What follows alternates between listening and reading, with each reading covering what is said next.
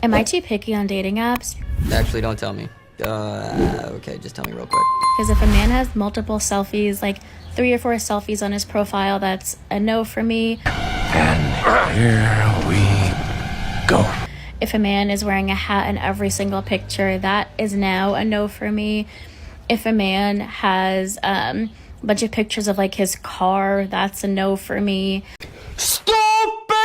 If a man has a bunch of pictures with women, it's not an immediate no for me, but it's like a little bit of a red flag, but it is an immediate no. If a man has multiple pics with different women and they're all in bikinis, like that's a no for me. If a man only has group pictures and I can't see his face, that's a no for me. Like if I have to scroll through and at the last picture I realize, oh, it's this one out of the lineup, like that's a no for me. Oh, shut up, woman. Oh, brother, this guy stinks! If a man is holding a fish of any kind, that's a no for me. A few moments later. I just wrapped up a telehealth appointment to begin the egg freezing process, and I just left feeling so single. Fellas, how many times have you seen a woman just like this? Insufferable, right? Well, I got news for you. This is the reason why so many women are single. You're insufferable. You're hard to deal with. And nobody wants you.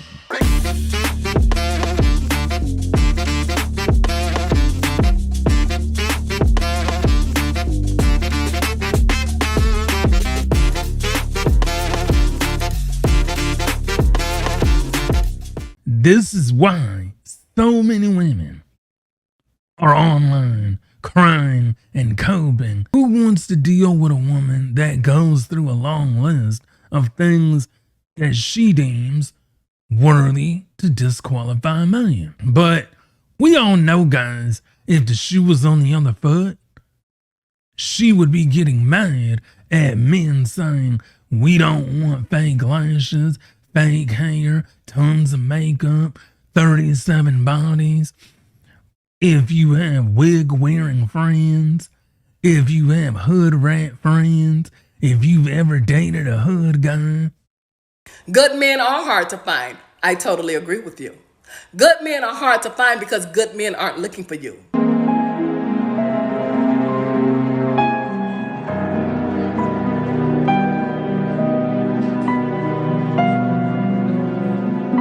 Good men are hard to find because good men are busy working, climbing corporate ladders, chasing success, building businesses, building themselves and their future. Good men are hard to find because good men don't do nightclubs, strip joints, on dating apps, on Instagram, liking women pictures sliding in their DMs. Yup. Good men don't find their women that way. Low value men do. Good men are just like good women. They are very selective in their personal search. They're not turned on by women with big butts, big tits, and who have the intelligence of a rock. Instagram models do not impress them. They have outgrown that phase of their life. Good men don't settle down with women who are not in alignment with their future goals. Good men do not settle with women that they can't grow with and become their best self. Yep. Because they know selecting the wrong woman, just like selecting the wrong man, can be detrimental to their success and their overall well-being. Yep. So yes, I totally agree with you. Good men are hard to find because good men are setting themselves up for a good woman to become a good husband. So these women are upset because they can't find a dude. Yep. Well, now you know how the male loneliness epidemic feels like. You don't find that suspicious? Y'all forgot about that, right? The male loneliness epidemic that y'all love to talk about once a month. Let's not forget who started the male loneliness epidemic. Women.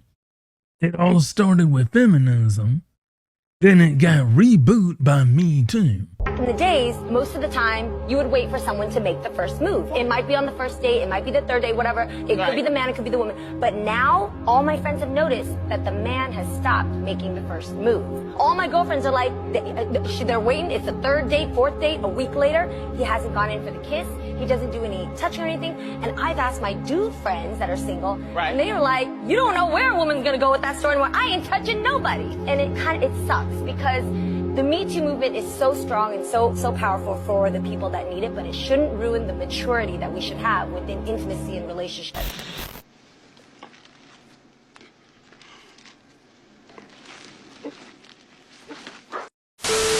And see, women can't complain that men aren't taking them out.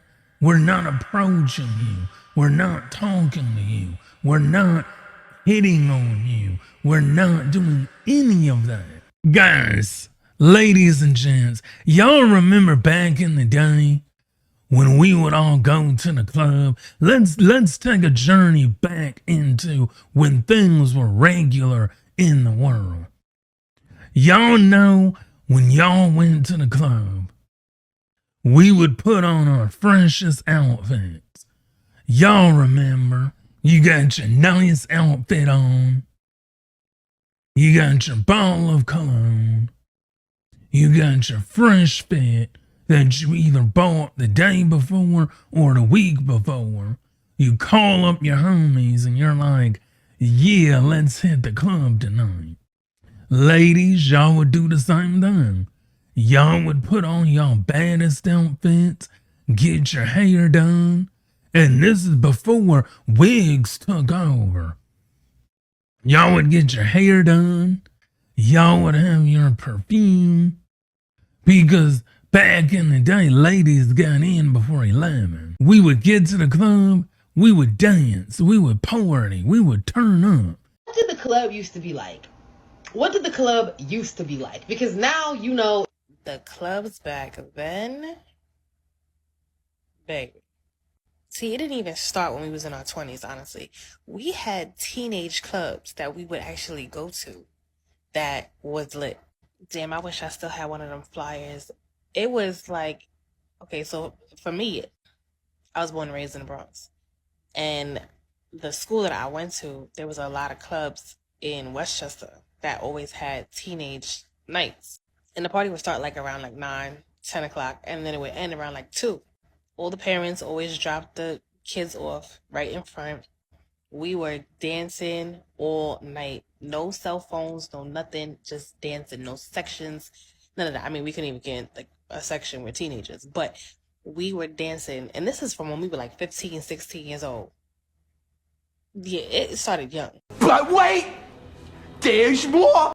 Fast forward into our 20s, there was no section. I mean, there was sections, but it wasn't like as expensive as they are now. And that's just some clubs. Not all clubs had sections, but any of y'all remember Webster Hall? Webster Hall used to be big. Like, they had a party they had a party every weekend. But it was on 3 floors, 3 different music, 3 different type of genres of music, and it was just always popping. I really stayed uptown majority of the time when I was partying in my 20s. But we danced. We was sweating, and we come out the club tired, backs hurting. Like, we all looked cute and all, but we wasn't just standing around doing nothing. There was no cell phones. There was no, looking cute for everybody else. Like, we was out here having a good time, and the men actually danced. They actually danced. Not none of this TikTok shit, moving your hips and whatever. It was actual, we was doing more than dancing. But they was actually dancing with us. It was kind of like dry fucking on the floor, but it was fun though. The clubs now, that's why I don't go. We would do line dances. Leave a comment if you remember the good old club days.